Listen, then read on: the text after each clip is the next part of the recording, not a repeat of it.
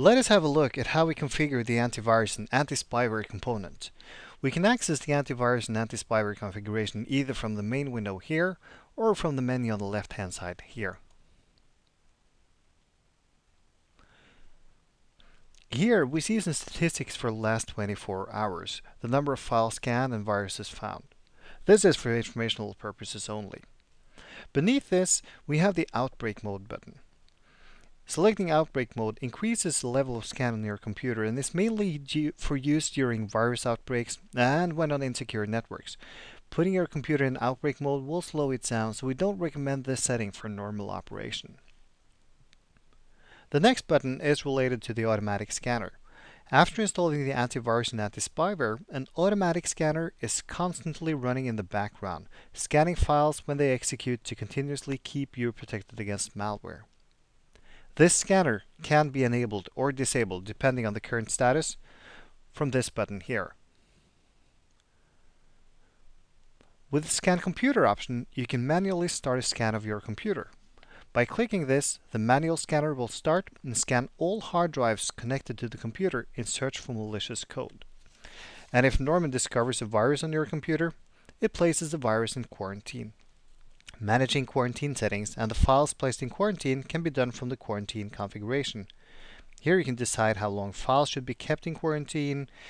You can delete or restore quarantine files and more. The task editor will allow you to schedule automatic scans of your computer, for example a weekly or a monthly scan. So let us create a weekly full scan of our computer. We start by clicking the task editor, and then we give the task a name, so I'll call it for weekly scan. I select to scan my entire computer. I select to scan boot sectors, archives and memory. And then I need to schedule the scan to run first time. So I select the weekly scan since it's a weekly scan I want to have. And then I select the date and the time I want my first weekly scan to start. I make sure that it's enabled and click Create, and the task is created, and a weekly scan will occur every Friday at 5 p.m. Let us go back to the antivirus and anti-spyware main window. If you have files or folders you wish to exclude from scan, you can add the path to them in the exclude list. And the last option on the main page is the Enable Norman Screensaver Scanner option. The Norman Screensaver is a screensaver that will scan your computer for malicious code when the screensaver is active. This is a good supplement to schedule scans. When you click Enable Screensaver Scanner, Norman Security Suite will bring up Windows Screensaver settings. Select the Norman Screensaver Scanner from the drop-down menu and click OK to enable it. Norman Antivirus and Anti-Spyware is shipped with recommended settings from Norman. We can see this from the thumbs up here and the current settings recommended. You can customize the settings if you like to by clicking Settings in the menu or Customize Settings here. You can customize the settings for the automatic scanner, for the manual scanner, or for the Internet Protection module.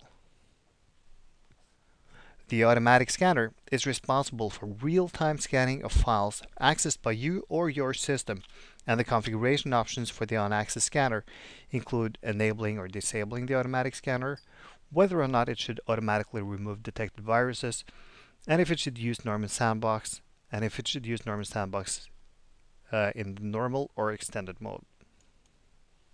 The manual scanner is the scanner used when you manually start a scan.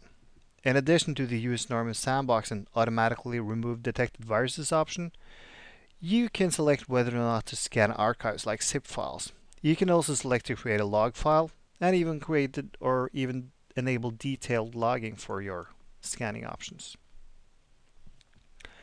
In the Internet Protection window, this is a module responsible for scanning email and news and instant messaging protocols.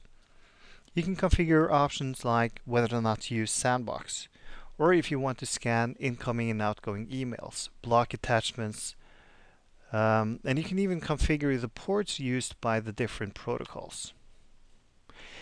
Please refer to the online help for detailed explanation of all these options, and the online help is always easily available at the top right-hand side corner. Let us go back to the AntiVirus and AntiSpyware configuration. I did some modifications during this demo, and when you do modifications to the recommended settings, the icon changes onto a cogwheel and the current settings is set to custom. If you want to go back and use the recommended settings from Norman, you can always do this by clicking Use Recommended Settings. The settings for the AntiVirus and AntiSpyware will then be set back to the recommended settings from Norman.